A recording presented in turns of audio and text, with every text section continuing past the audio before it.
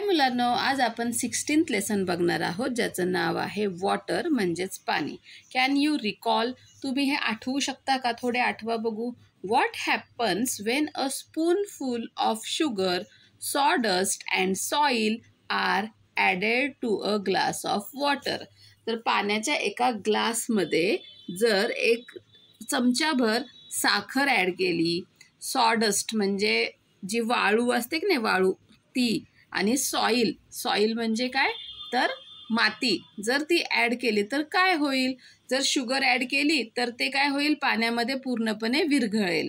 आता सॉडस्ट म्हणजे बारीक वाळू बरं का, एकदम वाळूची जी भुगा असतो की नाही तो, तर तो ॲड केला तर तो पण पाण्यामध्ये थोडाफार मिक्स होईल, पण पाण्याचा कलर चेंज होईल. आणि सॉईल माती जरी ॲड केली पाण्यामध्ये तर ते पाणी कसं होऊन जाईल? गढूळ होऊन जाईल. Which are the 3 states of water? आता पाण्याच्या 3 अवस्था कोणत्या आहेत तुम्हाला माहीत आहे का? जर पाणी आपण फ्रीजमध्ये ठेवलं, फ्रीजरमध्ये तर त्याचा बर्फ बनतो, हो ना. तर पाण्याचा जेव्हा बर्फ होतो, आईस होतो, तर त्याला म्हणतात सॉलिड स्टेट. सॉलिड म्हणजे स्थायू रूपामध्ये. त्याच्यानंतर तो जर बर्फ आपण फ्रीजमधून बाहेर काढला तर त्या बर्फाचं पाणी बनतं, हो ना. म्हणजे ते जे सॉलिड असतं तर त्याचं लिक्विड बनतं. आणि त्या पाण्याला जर आपण गरम केलं तर त्या पाण्याची वाफ होऊन जाते. मग पाण्याची जेव्हा वाफ होते तर त्याला आपण म्हणतो गॅस स्टेट, म्हणजे वायू अवस्था. तर पाण्याच्या 3 अवस्था आहेत, 3 स्टेट्स आहेत: solid, liquid and gas. Okay, किंवा gaseous. What is done to make drinking water clean and safe? तर पिण्याचं पाणी जे आहे ते स्वच्छ आणि शुद्ध करण्यासाठी किंवा सुरक्षित करण्यासाठी आपण काय करतो? तर त्याला फिल्टर करतो, बॉइलिंग करतो, हो ना. हे आपण मागे शिकलेलो आहोत. हे आपल्याला फक्त थोडंसं आठवायचं आहे, म्हणजे हा लेसन समजणं आपल्याला सोपं जाईल. ठीक आहे, आता आपण बघणार आहोत पोल्युशन ऑफ वॉटर. पोल्युशन म्हणजे काय तर पाण्याचं प्रदूषण. म्हणजे पाण्यामध्ये जी घाण मिक्स होते ना, त्यामुळे पाणी खराब होतं, कंटॅमिनेटेड होतं, दूषित होतं, तर त्याला म्हणतात पोल्युशन म्हणजेच प्रदूषण. ट्राय दिस, हे करून पहा. While it is raining, collect some of the rain water directly in a clean container placed in the open. तर जेव्हा पाऊस पडत असतो ना, तर पावसाचं डायरेक्ट पाणी गोळा करायचं आहे. समजा पाऊस पडतोय तर तुम्ही जर तुमचं बैठं घर असेल तर घराच्या अंगणामध्ये एक पातेलं किंवा काहीतरी नेऊन ठेवा, भांडं. किंवा जर तुम्ही बिल्डिंगमध्ये आहात, गॅलरीत ठेवा, टेरेसवर नेऊन ठेवा एखादं भांडं, आणि त्याच्यामध्ये जे पावसाचं डायरेक्ट पाणी आहे ना, तर ते त्या भांड्यामध्ये पडलेलं आपल्याला पाहिजे. असं छतावरून पडलेलं, दुसरीकडून कुठून गोळा केलेलं पाणी नाही चालणार. डायरेक्ट पाणी पावसाचं आपल्याला गोळा करायचं आहे. Also collect some of the rain water that is flowing over the ground. आणि त्याचप्रमाणे दुसऱ्या भांड्यामध्ये जे जमिनीवरती पावसाचं पाणी जे आहे ना, तर ते गोळा करायचं आहे. Observe and compare two. आणि हे दोन्ही पाणी जे आहेत ते तुम्हाला ऑब्झर्व करायचे आहेत, नीट बघायचं, निरीक्षण करायचं आणि त्यांची कंपॅरिझन, तुलना करायची आहे. What difference do you see? What is the reason for that? तर तुम्हाला काय दिसेल? तर पावसाचं जे डायरेक्ट पाणी पडेल भांड्यामध्ये ते एकदम स्वच्छ असेल, आणि दुसरं जे जमिनीवरचं तुम्ही पाणी गोळा करणार ना, तर ते अस्वच्छ असणार आहे. तर आता आपण त्याच्याबद्दल पुढे बघूयात. When other substances gate mixed with water it becomes impure. जेव्हा पाण्यामध्ये दुसरे पदार्थ मिक्स होतात तेव्हा ते पाणी इम्प्युअर म्हणजे अस्वच्छ, अशुद्ध होतं. Some of this substances float in the water. आता हे जे पाण्यामध्ये मिक्स झालेले काही पदार्थ आहेत तर त्यातले काही जे आहेत ते पाण्यावरती तरंगतात. So the water looks unclean or muddy. आणि त्याच्यामुळे ते पाणी आपल्याला अस्वच्छ किंवा गढूळ झालेलं दिसतं. Some substances dissolve in the water and we can not see them. तर काही जे पदार्थ असतात ते पाण्यामध्ये विरघळून जातात, आपल्या डोळ्यांना दिसत नाही. म्हणजे आपण डोळ्यांनी बघून सांगू शकत नाही हे पाणी स्वच्छ आहे का अस्वच्छ आहे. तसंच जर गढूळ असेल तर आपण म्हणू शकतो की हे अस्वच्छ आहे. पण कधी कधी जे पाणी आपल्याला स्वच्छ दिसतं तर ते सुद्धा शुद्ध नसतं. If the substances that have got mixed with the water are harmful for living things, we say that the water has become polluted. आणि जेव्हा असे पदार्थ जेव्हा पाण्यामध्ये मिक्स होतात जे की सजीवांना हार्मफुल आहेत, त्याने सजीवांना त्रास होऊ शकतो, त्रासदायक आहेत, तेव्हा आपण म्हणतो की ते पाणी दूषित झालेलं आहे. रिव्हर्स, लेक्स are our sources of water. आता आपले पाण्याचे स्रोत कोणते आहेत? सोर्स म्हणजे काय, तर स्रोत म्हणजे काय, जिथून आपल्याला पाणी मिळतं. तर आपल्याला नदी आणि तलावातून पाणी मिळतं. How does their water get polluted? मग आता ह्या नदी तलावातलं पाणी हे दूषित कशा प्रकारे होत असतं? नदी किंवा तलावाच्या पाण्यामध्ये जर घाण पाणी किंवा घाण मिक्स झाली तर त्यामुळे तिथलं पाणी काय होत असतं, खराब होत असतं. त्याच्याबद्दल आपण जास्त बघूया त्या लेसनमध्ये. कॅन यू टेल, तुम्ही हे सांगू शकता का? List the substances that are mixed in the waste water drain out of the kitchen and bathroom in your house. तुमच्या घराच्या किचनमधून आणि बाथरूममधून जे ड्रेनेज असतं, म्हणजे जे पाणी आपण समजा भांडी घासलेलं पाणी आहे, अंघोळीचं पाणी आहे, तर ते कुठून तरी पाईपलाईनमधून बाहेर जातं की नाही, तर त्याच्यामध्ये कोणते कोणते पदार्थ मिक्स झालेले असतात हे तुम्ही सांगू शकता का? किंवा त्याची लिस्ट करू शकता का? करा तुम्ही लिस्ट. जर भाज्यांचं पाणी असेल, भाज्यांचे काही तुकडे असतात, भाताचे शीतं असतात, अन्नाचे कण असतात, हो ना, अशा प्रकारे तुम्ही तिथे लिस्ट करू शकता. Disposal of waste water. आता हे जे वेस्ट वॉटर आहे, तर म्हणजे जे सांडपाणी आहे जे आपल्या बाथरूममधून किंवा किचनमधून जे बाहेर पडतं, तर त्याचं जे डिस्पोजल आहे, डिस्पोजल म्हणजे काय, तर त्याची योग्य विल्हेवाट कशा प्रकारे लावायची ते आपण बघणार आहोत. The waste water of a city or town is collected and let into a water body at a convenient location. आता हे जे शहरातलं जे वेस्ट वॉटर आहे, सांडपाणी आहे, तर ते गोळा केलं जातं आणि एका ठराविक ठिकाणी वॉटर बॉडीमध्ये म्हणजे पाण्यामध्ये ते मिक्स केलं जातं. The waste water from residential buildings as well as from factories and industries contains many kinds of impurities. तर आता ह्या आपण जे राहतो अशा ठिकाणी, रेसिडेन्शियल बिल्डिंग म्हणजे काय, जे राहतो आपण ना ज्या ठिकाणी, तर त्याला रेसिडेन्शियल बिल्डिंग असं म्हणतात. तर त्यातून निघणारं जे सांडपाणी आहे किंवा मोठमोठे कारखाने आहेत, फॅक्टरीज आहेत, तर त्यातून निघणारं जे सांडपाणी आहे, तर त्याच्यामध्ये बऱ्याच प्रकारच्या इम्प्युरिटीज असतात. Some of this dissolve in the water while some do not. तर त्यातले काही जे इम्प्युरिटी असतात तर ते पाण्यामध्ये डिझॉल्व होऊन जातात, विरघळून जातात, तर काही विरघळून जात नाहीत. हे बघा इथे दाखवलं, हे पाणी आहे आणि ह्या पाण्यामध्ये अशा प्रकारे पोल्युशन झालेलं आहे, घाण मिक्स झालेली आहे. A polluted water body. Sewage water can carry micro organisms that spread diseases. आता हे बाथरूममधलं वगैरे सीवेज म्हणजे सांडपाणी असतं, तर त्याच्यामध्ये छोटे छोटे मायक्रो ऑर्गॅनिझम्स असतात, छोटे छोटे सूक्ष्मजीव असतात जे की आजार पसरवू शकतात. Waste water from industries is more likely to contain poisonous substances. आणि त्याचप्रमाणे जे कारखान्यांमधून, इंडस्ट्रीज, फॅक्टरीजमधून जे दूषित पाणी बाहेर पडतं, तर त्याच्यामध्ये काही विषारी द्रव्यसुद्धा असू शकतात. If all this wastewater is let into water bodies as it is, the water bodies become polluted and that is dangerous. आणि मग हे जे असं सांडपाणी आहे तर ते जसंच्या तसं पाण्यामध्ये मिक्स केलं तर ते पाणी दूषित होतं आणि मग ते आपल्यासाठी डेंजरस म्हणजे हानिकारक असू शकतं, धोकादायक असू शकतं. Such water can not be used for drinking or for any other purposes. आणि असं हे दूषित पाणी आहे ज्याच्यामध्ये पॉयझनस सबस्टन्स आहेत किंवा मायक्रो ऑर्गॅनिझम्स आहेत, ते आपण पिण्यासाठी तर वापरू शकत नाही, पण इतर कुठल्याही कारणासाठी असं पाणी आपण वापरू शकत नाही. That is why it is compulsory for factory owners to treat the water before letting it out. आणि त्याच्यामुळे प्रत्येक जे कारखान्यांचे, फॅक्टरीचे मालक आहेत, तर त्यांना हे कंपल्शन आहे, हे कंपल्सरी आहे की त्यांनी त्यांच्या कंपनीतून पाणी जे बाहेर पडतं त्याच्या आधी त्याच्यावरती ट्रीटमेंट म्हणजे काय करायची, तर त्याच्यामधलं जे विषारी द्रव्य आहे तर ते त्यातून निघालं पाहिजे. अशा प्रकारे त्या पाण्यांवरती प्रक्रिया करायची आहे आणि मगच ते पाणी कंपनीमधून बाहेर सोडायचं आहे. Similarly sewage and other waste water of towns and cities is processed for purification before letting it into a water body. आणि शहरातील घरामधून जे असं सेम सांडपाणी जे निघतं तर त्याला सुद्धा वॉटर बॉडीमध्ये म्हणजे पाण्यामध्ये मिक्स करण्या अगोदर त्याचं प्युरिफिकेशन म्हणजे ते शुद्ध करून मगच ते पाण्यामध्ये मिक्स केलं जातं. This helps to prevent pollution of water आणि त्याच्यामुळे पाण्याचे प्रदूषण रोखण्यासाठी मदत होते. Flowing water of rivers get purified to some extent by natural processes also.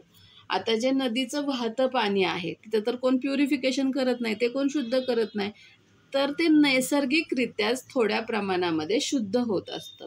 Before water is supplied to a town of city it is purified. आणि ते थोड्या प्रमाणात तर शुद्ध झालेलंच असतं नॅचरली. कसं होतं माहीत आहे का, त्याची जी सगळी जेव्हा पाण्याचा प्रवाह वाहता असतो तर ते पाणी जेव्हा संत होतं, हळू होतं, तेव्हा त्याच्यामधली जी घाण असते ना ती खाली बसते. तुम्ही पण घरी करून पहा बघा, थोडीशी माती घ्या, पाण्यामध्ये मिक्स करा, ते पाणी हलवा आणि काही वेळ तसंच्या तसं ठेवलं ना तर ते जी सगळी माती आहे ना ते पाण्याच्या तळाशी बसते. म्हणजे वरचं पाणी काय होत असतं, शुद्ध होत असतं, हो ना. पण ते पूर्ण शुद्ध नसतं. म्हणून नदीमधलं असं जे पाणी आहे तर ते पाणी घरांमध्ये शहरामध्ये सप्लाय करण्याच्या अगोदर, त्याचा पाणी पुरवठा करण्याच्या अगोदर ते परत प्युरिफाईड केलं जातं म्हणजे ते परत शुद्ध केलं जातं. डू यू नो, तुम्हाला हे माहीत आहे का, if large quantities of impurities get mixed with the river water the natural process of purification can not keep pace. पण आता हे आपण आत्ताच बघितलं की नदीचं पाणी हे नॅचरली नैसर्गिकरित्या शुद्ध होत असतं. पण जर खूप मोठ्या प्रमाणामध्ये त्याच्यामध्ये जर इम्प्युरिटीज म्हणजे अशुद्धपणा वाढला, काही गोष्टी मिक्स झाल्या तर नैसर्गिकरित्या सुद्धा त्याचं प्युरिफिकेशन होत नाही. The proportion of oxygen dissolve in the water is reduce. जर पाण्यामध्ये जास्त प्रमाणामध्ये इम्प्युरिटी अशुद्धता मिक्स झालेली असेल तर त्या पाण्यामधलं जे ऑक्सिजनचं प्रमाण आहे ते कमी होत जातं. And this is the threat to the aquatic living things. आणि त्याच्यामुळे त्या पाण्यामध्ये जे ॲक्वॅटिक लिव्हिंग थिंग्स आहेत म्हणजे पाण्यात राहणारे जे सजीव आहेत, मग काही असतील, मासे असतील, छोटे मासे, मोठे मासे, कासव आलं, अजून वेगवेगळ्या प्रकारचे जे सजीव असतात पाण्यामधले, तर त्यांच्या जीवाला धोका निर्माण होतो. कारण ते पाण्यातूनच ऑक्सिजन घेतात ना, आणि पाण्यातली जर ऑक्सिजन लेवल कमी झाली तर त्यांना ते जगण्यासाठी आवश्यक ऑक्सिजन मिळणार नाही. Purification of water. आता आपण बघणार आहोत की पाण्याचं शुद्धीकरण कशा प्रकारे करायचं असतं. ट्राय दिस, हे करून पहा. Take a plastic bottle. एक प्लास्टिकची बॉटल घ्या. Tie a clean piece of cloth over its mouth. तिच्या तोंडावरती असं ते प्लास्टिकच्या बॉटलचं जे तोंड असतं ना तर त्याच्यावरती एक स्वच्छ असा कापडी तुकडा बांधायचा आहे. Cut off the base of the bottle. आणि त्या बॉटलचा जो खालचा बेस आहे ना, खालचा भाग आहे तो कट करून टाकायचा आहे. Hold the bottle upside down. आणि आता ती बॉटल उलटी पकडायची आहे. पोर सम पावडर्ड कोल इन टू इट. जी कोळशाची पावडर असते ना ती सुरुवातीला इथं अशी इथे दाखवल्याप्रमाणे खाली टाकायची आहे. Then add fine sand and lastly coarse sand to make 3 different layers inside the bottle as shown in the diagram. पहिल्यांदा फाईन सँड म्हणजे बारीक वाळू टाकायची आहे. म्हणजे पहिल्यांदा कोळशाच्या पावडरचा एक लेअर करायचा आहे, त्याच्यानंतर बारीक वाळूचा एक लेअर करायचा आहे आणि त्याच्यानंतर जाड वाळू, असे 3 लेअर करायचे आहेत, जसं की ह्या डायग्रॅममध्ये दाखवलेलं आहे त्याप्रमाणे. ठीक आहे. Place the bottle on it's lower cut off portion as shown in the figure. आणि अशा प्रकारे जसं तुम्हाला हे दाखवलेली आहे ना तर त्याप्रमाणे जो तुम्ही कापलेला तुकडा होता की नाही त्या बॉटलचा, तर त्याच्यामध्ये अशी ती उलटी बॉटल ठेवायची आहे. नाव pour some muddy water containing some rubbish slowly into this bottle. आता काय करायचं आहे, थोडंसं गढूळ पाणी घ्यायचं आहे, त्याच्यामध्ये काहीतरी घाण मिक्स असेल अशी, आणि ते हळूहळू ह्या बॉटलमध्ये ओतायचं आहे. Observe the water that flows into the base of the bottle. आणि ह्याच्या तोंडातून जे पाण्याचे थेंब बाहेर पडतील तर ते ऑब्झर्व करायचं आहे. It appears clean. तर ते कसं होऊन येतं? स्वच्छ होऊन येतं. Of course you have learn that there could be micro organisms in it. आता हे डोळ्यांना तर स्वच्छ दिसत आहे कारण ते जे गढूळ होतं पाणी ते स्वच्छ होऊन आलेलं आहे. त्याच्यामधली जी रबिश आहे ती सगळी इथं घाण जी आहे ती वरती गोळा होते. 3 लेअर असल्यामुळे त्याचं फिल्ट्रेशन चांगल्या प्रकारे होतं आणि आपल्याला खाली स्वच्छ पाणी मिळतं. पण ते शुद्ध नसतं. डोळ्यांना स्वच्छ असतं पण त्याच्यामध्ये काय असतात? मायक्रो ऑर्गॅनिझम्स असतात. आपण आत्ता शिकलेलो आहोत. ठीक आहे. तर अशा प्रकारे हा प्रयोग तुम्ही घरी करून बघू शकता. वॉटर वर्क्स म्हणजे जलशुद्धीकरण केंद्र. Visit the nearest water works along with your teacher. तर तुमच्या शिक्षकांसोबत जवळच्या जलशुद्धीकरण केंद्राला भेट द्या. ऑप्टेन म्हणजे तिथे काय केलं जातं, जे शहराला पाणी पुरवठा करण्या अगोदर तिथे नदीचं पाणी शुद्ध केलं जातं आणि मग शहरामध्ये प्रत्येक घरामध्ये पाणी पुरवठा केला जातो. Obtain permission to interview and official there to learn about the purification process. आणि तिथले जे काही अधिकारी असतील तर तिथे जाऊन तुम्ही जलशुद्धीकरण कशा प्रकारे होत असते ही प्रोसेस, तर त्याच्याबद्दल माहिती घेण्यासाठी, इंटरव्ह्यू घेण्यासाठी तिथे कोणाची तरी तुम्ही परमिशन घ्या आणि त्यांचा इंटरव्ह्यू घ्या आणि सगळी प्रोसेस कशा प्रकारे असते ते माहिती करून घ्या. You may ask the following questions. काही खाली प्रश्न दिलेले आहेत ते तुम्ही विचारू शकता. तुमच्या मनाचेही काही तुम्ही प्रश्न विचारू शकता. What source of water is used for the public water supply system. तर लोकांना जो पाणी पुरवठा केला जातो त्यासाठी पाण्याचा कोणता स्रोत वापरला जातो, म्हणजे नदीतून पाणी वापरलं जातं की धरण असतात धरणाचं पाणी वापरलं जातं. How many litres of water are purified every day. रोज किती लिटर पाणी शुद्ध केलं जातं. What processes are use to make the water clean, transparent and germ free. तर पाणी हे स्वच्छ करण्यासाठी, ट्रान्सपरंट म्हणजे एकदम पारदर्शक करण्यासाठी आणि जर्म फ्री म्हणजे निर्जंतुक करण्यासाठी काय प्रोसेस, कुठल्या प्रक्रिया वापरल्या जातात. चौथा, in what order are these processes carried out. आणि ह्या ज्या प्रक्रिया आहेत त्या कोणत्या ऑर्डरने, म्हणजे पहिले काय केलं जातं नंतर काय केलं जातं, तर ते विचारायचं आहे. What is done to rid the water of bad smells. पाण्याचा जो बॅड स्मेल असतो, जो खराब वास असतो तो घालवण्यासाठी काय केलं जातं. हे प्रश्न तुम्ही विचारायचे आहेत आणि अजून तुम्हाला काय वाटतील ते प्रश्न तुम्ही ॲड करू शकता. डू यू नो, तुम्हाला हे माहीत आहे का, while travelling we often buy bottle drinking water. जेव्हा तुम्ही प्रवास करत असता तेव्हा तुम्ही बऱ्याचदा पाण्याची बॉटल विकत घेता, हो ना. The bottles are available at places like bus stands and railway station. Bus स्टँडवरती, रेल्वे स्टेशनवरती असे पाण्याच्या बॉटल आपल्याला उपलब्ध असतात. Read the information about the water given on the bottle and tell others about it too. तर त्या ज्या पाण्याच्या बॉटल तुम्ही घेतल्या तर त्याच्यावरती एक कवर असतं बघा, त्या कवरवरती त्याची इन्फॉर्मेशन, त्याची माहिती दिलेली असते, तर ती वाचा आणि दुसऱ्यांनासुद्धा ती सांगा. The date of bottling and the period for which the water can be safely used is printed on the bottle. मग त्या पाण्यावरती काय, त्या बॉटलवरती काय लिहिलेलं असतं, तर ते पाण्याची बॉटल कधी पॅक झालेली आहे ते लिहिलेलं असतं. त्या किती वेळापर्यंत आपण ती वापरू शकतो, कोणत्या तारखेपर्यंत वापरू शकतो ते सुद्धा त्याच्यावरती प्रिंट केलेलं असतं. It is important to read this information when buying a bottle. तर पाण्याची बॉटल खरेदी करताना हे वाचणं खूप गरजेचं आहे की ती एक्सपायर तर नाही ना झाली, अजून किती दिवस आपण ती वापरू शकतो हे विचारणं खूप गरजेचं आहे. Once you have open it the water should not be kept for very long. पाण्याची बॉटल ओपन केल्यानंतर त्याच्यामध्ये राहिलेलं पाणी आहे ते खूप दिवस ठेवायचं नाही. The empty bottle must be crushed and thrown into a garbage bin so that it can not be reused. आणि जी रिकामी झालेली पाण्याची बॉटल आहे ती क्रश करायची आहे, ती चुरगळायची आहे आणि डस्टबिनमध्ये टाकून द्यायची आहे, म्हणजे ती बॉटल परत कुणी यूज करणार नाही आणि त्याच्यामध्ये नुसतंच पाणी म्हणजे अशुद्ध पाणी भरून कोणी विकू शकणार नाही, म्हणून असं करायचं आहे. कॅन यू टेल, तुम्ही हे सांगू शकता का, if at some place it did not rain for a very long period of time what would be its effect on the life of the people there. जर समजा एखाद्या ठिकाणी खूप वेळापर्यंत, खूप मोठ्या कालावधीसाठी पाऊसच पडला नाही, तर तिथलं जे लोकांचं जीवन आहे तर त्याच्यावरती, त्या लोकजीवनावरती काय परिणाम होईल सांगा बरं. जर पाऊसच पडला नाही तर शेती होईल का? प्यायला त्यांना पाणी असेल का? शेती नीट झाली नाही तर तिथल्या लोकांना खायला अन्न पण पुरेसं मिळणार नाही, हो ना? असे बरेचसे प्रॉब्लेम होतील. इथे बघा, या पिक्चरमध्ये आपल्याला water purification processes at the water works, म्हणजे हे जलशुद्धीकरण केंद्र आहे.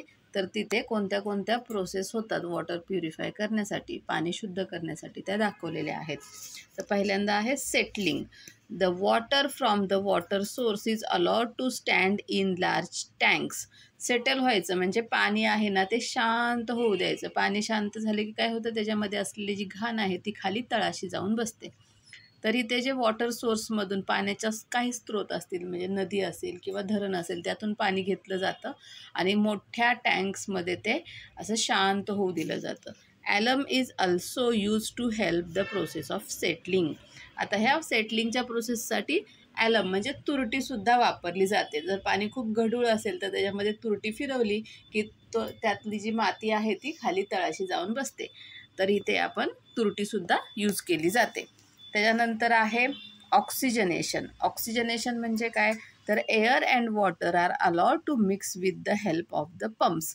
मोठमोठे पंप्स असतात, त्याच्या मदतीने पाण्यामध्ये हवा मिक्स केली जाते. This causes oxygen from the air to dissolve in the water. आणि त्याच्यामुळे हवेमधला जो ऑक्सिजन आहे तो पाण्यामध्ये मिक्स होऊन जातो. Filtration. Water is filtered using a filtration machine.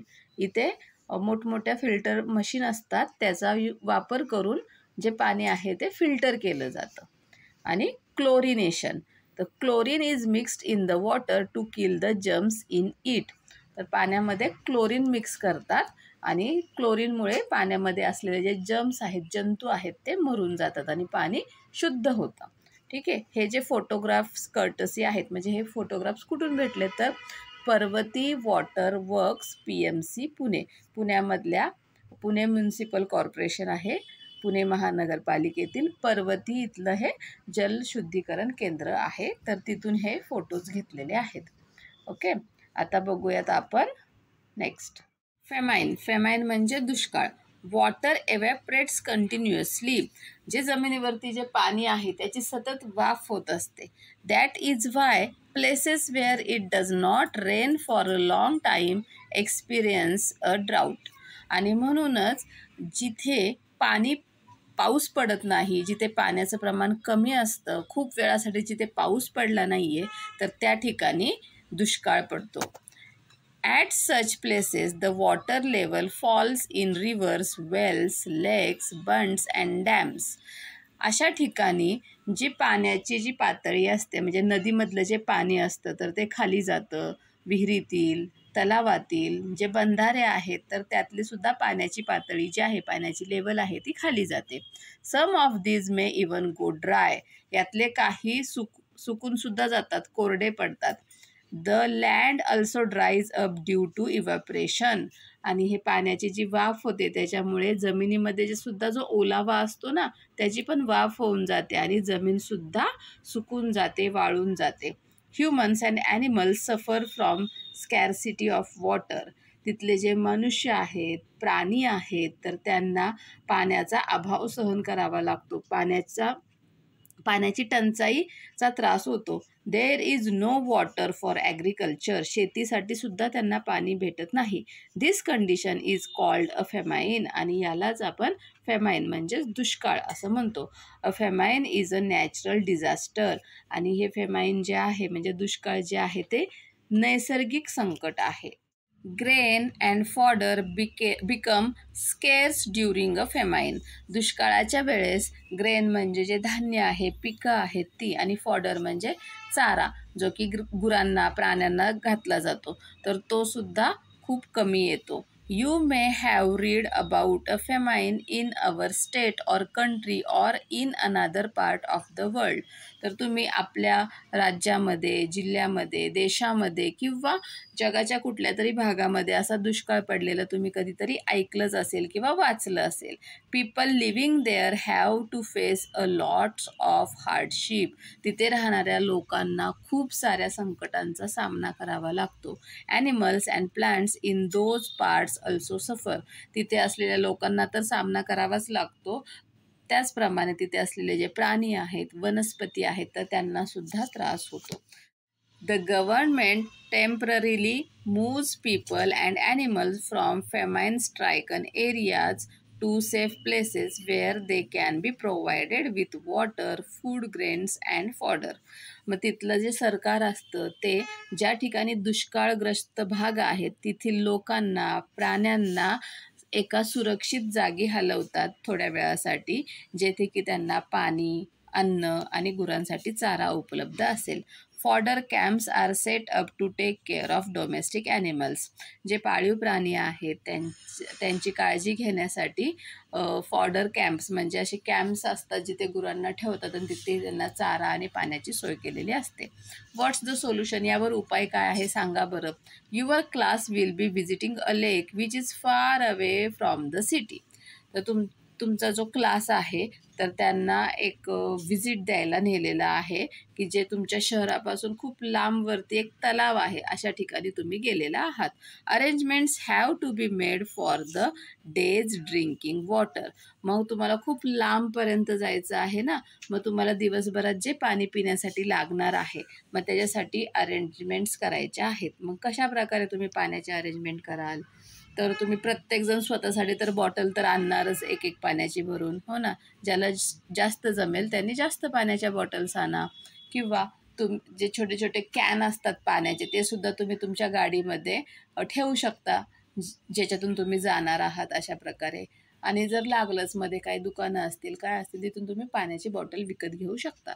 Okay, अशा प्रकारे करू शकता. अजून तुम्हाला काही वाटलं तर तुम्ही त्याच्यामध्ये आन्सरमध्ये ॲड करा. ओके, आता वॉटर मॅनेजमेंट म्हणजे आता हे पाणी आहे त्या पाण्याचं व्यवस्थापन कशा प्रकारे केलं पाहिजे. Rain brings us water again and again. दरवर्षी पाऊस पडतो, दरवर्षी आपल्याला पावसाचं पाणी मिळत असतं. But we get rain for only 4 months in a year. पण वर्षातून फक्त 4च महिने पाऊस पडतो, हो ना. म्हणजे 4च महिने आपल्याला पावसाचं पाणी असतं. If rain water is not stored we will not have water for our daily needs after the rains. मग 4 महिने तर पाण्याचा काहीच प्रश्न नाही आहे, पण 4 महिने झाल्यानंतर बाकीचे जे 8 महिने आहेत मग तेव्हा पाणी कसं आपल्याला मिळणार. तर त्यासाठीच हे जे 4 महिन्यात पावसाचं पाणी खूप असतं मग ते पावसाचं पाणी जर आपण साठवलं तर मग ते आपल्याला वर्षभर वापरता येईल. जेव्हा पाऊस नसेल तेव्हा आपण ते पाणी वापरू शकतो. To meet the whole year's need for water rain water must be stopped. जर आपल्याला वर्षभर लागणारी पाण्याची गरज भागवायची असेल तर हे जे पावसाचं जे वाहून जाणारं पाणी आहे तर ते कुठेतरी थांबवलं पाहिजे. When it is stopped it percolates into the soil. आणि जेव्हा ते पाणी आपण थांबवू एका ठिकाणी तेव्हा ते मातीमध्ये पर्कोलेट म्हणजे शोषलं जाईल, मातीमध्ये मुरेल. As the ground water storage increases trees get water. आणि ते पाणी जे जमिनीमध्ये खाली मुरलेलं आहे म्हणजे ग्राउंड लेवल वाढणार आहे. जे ग्राउंड वॉटर पाणी आहे म्हणजे जमिनीच्या खाली जे पाणी साठलेलं आहे तर त्याची लेवल वाढणार आहे आणि ते झाडांना मिळणार आहे. Wells to get enough water and the land can be cultivated. आणि त्याचप्रमाणे जर जमिनीमध्ये जास्तीत जास्त पावसाचं पाणी जर मुरलं गेलं तर विहिरी ज्या जमिनीच्या खाली खोल असतात की नाही त्यांना पण छान पाणी लागणार आहे आणि आपल्याला मग शेताला सुद्धा छान पाणी भेटेल. Several methods are use to make rain water seep into the soil. आता हे पाणी जे आहे पावसाचं जमिनीमध्ये मुरवण्यासाठी वेगवेगळ्या ज्या पद्धती आहेत त्या वापरल्या जातात. Large dams can be built. नदीवरती मोठमोठे धरण बांधले जातात. But that may not be possible in all places. पण प्रत्येक नदीवरच आपण धरण बांधू शकतो का? तर नाही. ज्या मोठ्या मोठ्या नद्या आहेत त्यांच्यावरती मेन ठिकाणी आपण धरण बांधू शकतो. In that event The government and the people come together to undertake several works such as building smaller reservoirs, counterbunding, stopping the water of the smaller streams by constructing bunds or बंधारास etc. आणि हे सगळं पाण्याचा बचाव करण्यासाठी सरकार लोकांसोबत मिळून काही कामे हाती घेतात, जसं की छोटे छोटे जलाशय बांधणे, त्याच्यानंतर काउंटर बंडिंग म्हणजे असं जे उतारावरून पाणी जे वाहून जातं तर तिथे असं मध्ये एक खड्डा खणला जातो आणि त्या खड्ड्यामध्ये मग ते पाणी साठवलं जातं. त्याच्यानंतर असे छोटे छोटे जे झरे असतात त्याच्यावरती असे बंधारे किंवा बांध घातले जातात आणि पाणी अडवलं जातं. आडवा आणि जिरवा अशी त्या मोहिमेला नाव दिलेलं आहे. ठीक आहे. In some places wells are dug in river beds to allow water to collect in them. तर काही ठिकाणी जे नदीच्या किनाऱ्याचं पात्र आहे तर तिथे विहिरी बांधल्या जातात जेणेकरून त्याच्यामध्ये पाणी गोळा होईल. Rain water falling on the roofs of houses is drain into large tanks placed beside the building. आता घराच्या छतावरून जे पाणी वाहून चाललेलं असतं तर तिथे बिल्डिंगच्या बाजूला सुद्धा मोठमोठे टँक्स बांधलेले असतात जेणेकरून ते छतावरून जाणारं जे पाणी आहे ते त्या टँकमध्ये पडेल आणि ते टँक भरले जातील. Using all such methods help us to store as much water as possible. अशा प्रकारे वेगवेगळ्या पद्धती वापरून जास्तीत जास्त पाणी कसं साठवून ठेवलं जाईल पावसाचं ते बघितलं जातं आणि त्याप्रमाणे ते साठवलं जातं. It is very important to use water carefully to stop rain water from flowing away, to make it seep into the ground or to collect it in tanks.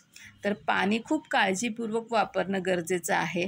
त्याचबरोबर जे पावसाचं पाणी जे वाहून चाललेलं आहे ते साठवणंसुद्धा, ते थांबवणं, त्याला जमिनीमध्ये जिरवणं आणि टाक्यांमध्ये ते कलेक्ट करणं, गोळा करणं हे सुद्धा खूप इम्पॉर्टंट आहे. Taking steps to ensure that rain water will be available even in the period after the rainy season is called water management. आणि पावसाचा सीझन गेल्यानंतर सुद्धा उरलेल्या काळामध्ये सुद्धा पाणी पुरेल यासाठी आपण काय काळजी घेतोय किंवा त्यासाठी आपण काय स्टेप्स घेतोय, काय प्रयत्न करतोय, तर यालाच वॉटर मॅनेजमेंट म्हणजे पाण्याचे व्यवस्थापन असं म्हटलं जातं. आता ह्या इथं पिक्चर्समध्ये बघा प्रत्येक प्रकाराची मेथड तुम्हाला दाखवलेली आहे. ठीक आहे. तर ते बघा storing rain water in tanks. बघा असं घराच्या छतावर जे पडणारं पाणी आहे ते पाईपलाईन मार्फत असं टँक्समध्ये गोळा केलं जाऊ शकतं. Making rain water seep into the soil. आता हे छतावरून जे पडणारं पाणी आहे तर ते जमिनीमध्ये मुरवण्यासाठी ठेवलं जातं. जमिनीमध्ये ते सीप होतं म्हणजे मुरतं, जमिनीच्या खाली जातं ते. Obtain information and discuss. आता ह्याची माहिती मिळवायची आहे आणि त्याची चर्चा करायची आहे. What methods of water management are being used in your surrounding. तुमच्या आजूबाजूला अशा पाण्याचं व्यवस्थापन कशा प्रकारे केलं जातं, कोणकोणत्या पद्धतीने केलं जातं, तर याची माहिती गोळा करायची आहे. ऑलवेज रिमेंबर, नेहमी लक्षात ठेवा, वॉटर इज लाईफ. पाणी हेच जीवन आहे. Use it judiciously. आणि ते तुम्ही नीटपणे ज्युडिशियसली म्हणजे ते खूप अमूल्य आहे तर ते व्यवस्थित काळजीपूर्वकच वापरलं पाहिजे. गरज असेल तेव्हाच पाणी वापरलं पाहिजे. ठीक आहे. What we have learned. आता आपण या लेसनमधून काय शिकलो. When substances that are harmful for living things get mixed with water it becomes polluted. जेव्हा लिव्हिंग थिंग्स सजीवांना हानिकारक गोष्टी पदार्थ पाण्यामध्ये मिसळल्या जातात तेव्हा ते पाणी पोल्युटेड म्हणजे प्रदूषित होते. Before waste water is let into water bodies it is processed in many ways to prevent their pollution. पाण्यामध्ये जे सांडपाणी मिक्स करण्याच्या अगोदर त्याच्यावरती प्रोसेस केली पाहिजे, प्रक्रिया केली पाहिजे वेगवेगळ्या प्रकारे आणि पाण्याचं प्रदूषण होण्यापासून वाचवलं पाहिजे. Before the water is supply to the public the dissolved and undissolved substances in it are separated at the water works and the germs in it are destroyed.